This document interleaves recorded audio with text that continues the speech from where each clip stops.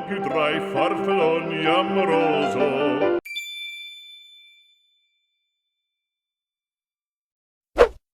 안녕하세요. 꽃갈비의 작업실. 이번 시간은 원래 정해진 주제로 영상을 꾸려 나가려고 했는데 준비가 안 된 거로 다음에 주제였던 개발 시간은 중요한가로 잡담을 빙자한 TMI 이끌어 가도록 하겠습니다. 스타듀 밸리만 봐도 개발자가 5년 정도, 이번에 일본 내 선출시 진행된 머신차일드도 개발팀이 9년 정도 제작 기간을 들였다고 홍보를 하지요. 개발 기간이 하나의 홍보 전략으로 자리 잡은 셈이 되었네요. 사실 작업 시간은 여러모로 중요합니다.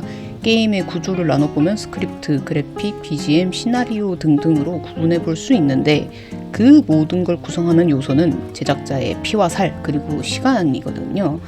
만일 전업으로 게임 개발하는 개발자가 하루 8시간을 게임 개발에 쓴다면 점심 먹거나 휴식 시간을 제외하면 7시간은 오롯이 게임 그래픽 리소스를 늘린다든가 시나리오를 쓰다거나 디버깅 하는 등으로 쓸 텐데, 문제는 그렇게 계산을 한다고 해서 게임이 예상 발매일에 뚝딱 완성할 수 있는 건 아니라는 거죠. 예전에도 말씀드렸지만 완성은 출시했다고 될 수 있는 게 아니에요. 보통 패키지 게임을 개발하면 플러스 3에서 6개월을 기본으로 둬야 합니다. 최악의 경우는 더 길어질 수 있어요.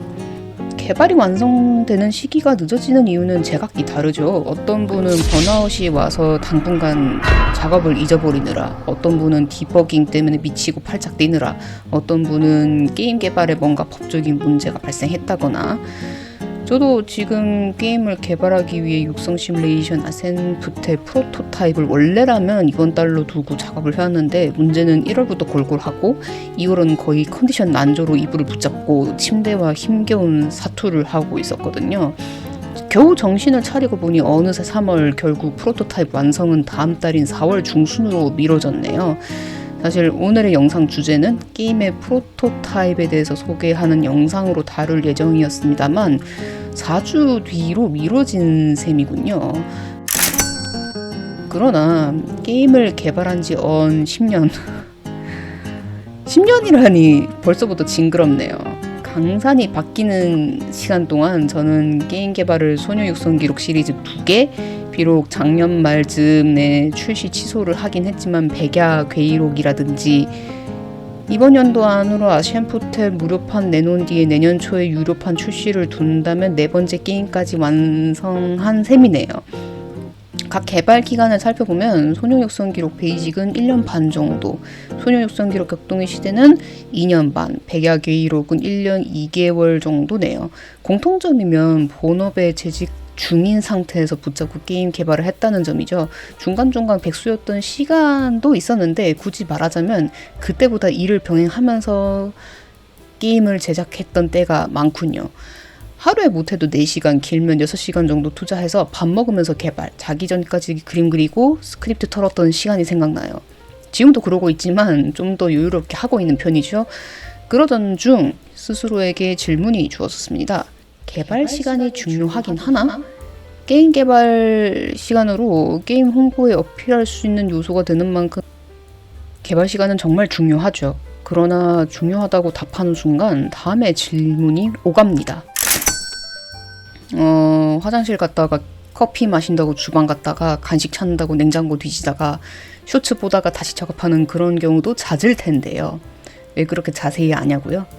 네, 제가 하는 행동이라서요. 물론 다 이러지는 않을 겁니다. 특히 전업 개발을 하는 경우라면 좀 더 중요도가 올라갈 테니 오롯이 작업 시간에 집중하실 거라 생각합니다. 그런데 저도 한때는 정줄로고 퇴근만 하면 개발만 붙들 때가 있었어요.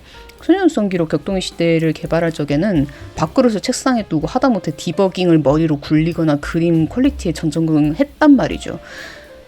그때는 교대 근무하면서 그랬는데도 그렇게 공을 들였는데도 솔직히 그 게임은 제게 그다지 만족스럽게 와닿진 않았어요.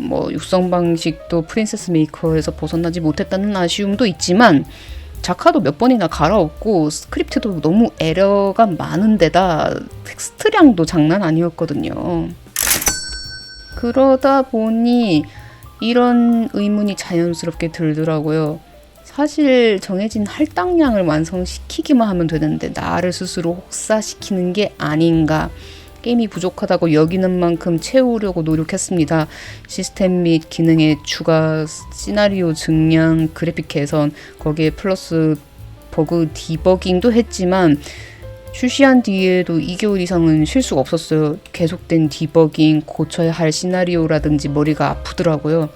결국 저는 게임 개발 이꼴 게임 완성도라는 명제는 꼭 성립하지 않는다고 생각하게 되었어요. 내 자신을 질책해서 게임의 퀄리티를 높이기보다는 좀 더 내 자신을 위해 게임을 개발하는 쪽으로 방향을 틀어야 하는 게 아닌가. 그게 작업 효율을 늘리고 게임을 좀 더 풍요롭게 만드는 요소지 않을까 하고요. 앞서 이야기했듯이 제가 게임을 개발을 해보면서 느끼는 거지만 스스로 핑계를 대며 좀 더 풀어줘도 된다고 말하는 게 이 영상의 의도가 아니에요. 게임을 소비하는 플레이어 분들의 눈은 높아지고 게임 사양도 높아지니 그 요구치를 맞춰드리는 게 쉽지가 않아요. 특히 1인 개발자들은 혼자 모든 작업들을 분야 막론하고 커버해야 하니 심적 부담이 크지요. 제가 개발하는 게임 장르는 육성 시뮬레이션이에요. 이 장르의 특성은 아이가 성장하는 장면을 플레이어가 마주 볼 수 있다는 겁니다. 그러니 잘 그려진 그래픽이 주목을 받을 수밖에 없겠죠. 예전에 게임 개발 후에도 작화체가 좋지 않아 외주를 맡기면 안 되냐 하는 플레이어 분들이 있었습니다. 제가 잘 그린다고 생각하진 않습니다. 제 작화체만 굳이 고집할 필요도 없기도 하죠. 굳이 좀 더 냉정하게 말하자면 그림을 그리는 걸 흉내내는 정도라고 말이죠. 그분들의 눈에 제 작화체가 차지 않다는 걸 저도 알아요. 실제로 제 작화체를 싫어하는 분들도 존재하지만 그렇다고 해서 제가 주눅들 사안은 아니잖아요. 그럼에도 불구하고 제가 만들어낸 스토리와 세계관을 녹여둘 수 있는 건 제 작화체밖에 없다고 생각합니다. 이 그래픽에 대한 내용은 다음 영상에 이어지니 여기서 말을 마치도록 할게요. 그래서 제 결론은 개발자분들은 자신의 장점과 한계점을 알아야 할 필요가 있다고 봐요. 특히 1인 개발을 하시는 분들은 말이죠. 게임 개발은 단순한 업무라고 생각하시면 안 됩니다. 자신만의 싸움과 다를 게 없어요. 내 장점과 한계점을 알아가는 게 그리 거창한 것도 아니에요. 예를 들어 내가 게임을 개발하면서 어떤 버릇이 있을까? 어떤 시간대에 작업하는 게 집중에 도움이 될까? 작업할 때 무엇이 나를 안정케 하는가? 컨디션 안 좋을 때는 어떻게 해결하는 게 좋을까? 시나리오는 언제 쓰고 그래픽은 언제 하는 게 퀄리티가 좋아질까? 중요한 건 조급함은 곧 게임 퀄리티를 떨군다는 점이에요. 물론 저만의 한계점일지도 모르겠네요. 제가 긴장하고 불안해하면 조급해져서 그래픽 퀄리티를 아무리 높여도 나중에 완성하고 보면 좋게 보이진 않더라고요. 아플 때는 푹 쉬고 일어나고 피곤하면 그 피로를 풀고 뭔가 문제가 있다면 게임 개발보다는 자신을 향해 주의를 돌려보는 게 제게 있어서는 작업 효율을 늘려서 시간을 충분히 아낄 수 있는 노하우가 되겠습니다. 이번 영상은 이렇게 마무리하겠습니다. 제 이야기가 즐거우셨다면 구독, 좋아요 부탁드립니다.